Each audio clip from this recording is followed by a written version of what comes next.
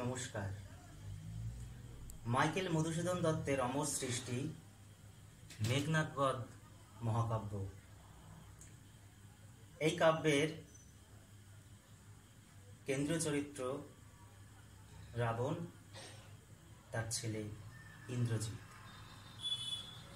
ইন্দ্রজিৎ নামকরণের মূল কারণ হল তিনি দেবরাজ ইন্দ্রকে যুদ্ধে পরাজিত করেছিলেন, তাই তার নাম ইন্দ্রজিৎ, ইন্দ্রকে জয় করেছিলেন।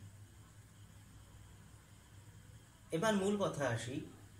মূল কথাটা হলো তার আসল নাম কি? তার আসল নাম মেঘনাদ। অনেকে মনে করেন তিনি মেঘের আড়ালে যুদ্ধ করতে পারতেন, তাই তার নাম মেঘনাদ। এই তথ্য আমরা অনেকেই শিখেছি, এমনকি আমিও অনেকের থেকে শুনেছি। এই তথ্য একেবারেই ভুল।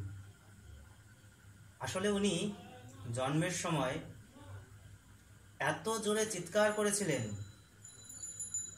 যেন মেঘের শব্দের মতো শব্দ করেছিলেন। নাদ শব্দের অর্থ শব্দ বা আওয়াজ। তিনি মেঘের মতো উচ্চস্বরে চিৎকার করেছিলেন, তাই তার নাম মেঘনাদ। আশা করি বোঝাতে পারলাম। ধন্যবাদ।